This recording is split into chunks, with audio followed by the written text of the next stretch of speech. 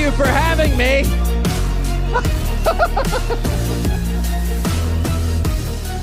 Well, I am honored to be here. I never thought I would be here. I love the Australian shouting. I don't know anything that you're saying, but I know that I would agree.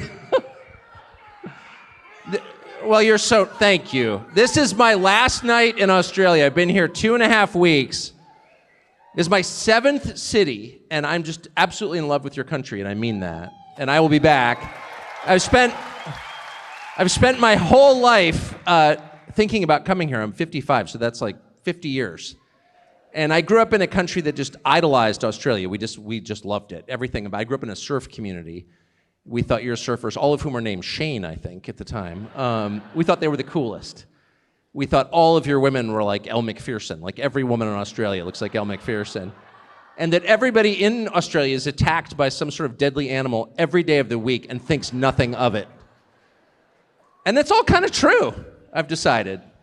It's all sort of true. It's the most beautiful country I've ever been to, the most lightly populated, and it has functional cities, which is something I'm not used to at all.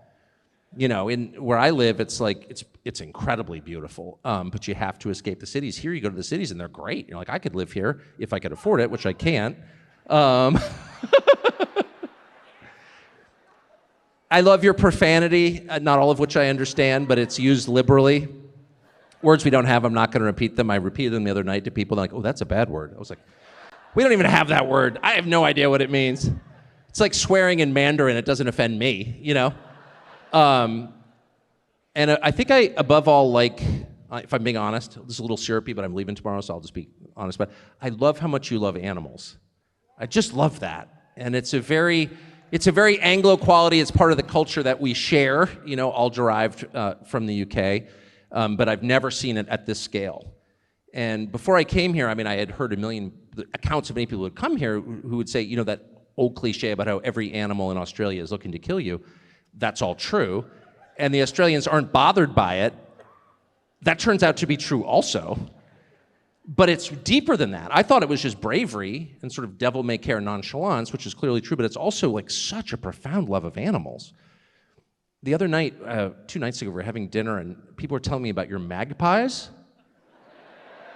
and how they dive bomb people. And this woman said, I didn't know if this was like one of those drop bear or hoop snake stories designed to like scare the foreigners, or I didn't know if they were being serious, because in my country, magpies are just chirpy birds, but here they're deadly. And she's telling me how the male men, posties, I think she called them, wear helmets with spikes on top to keep the birds off.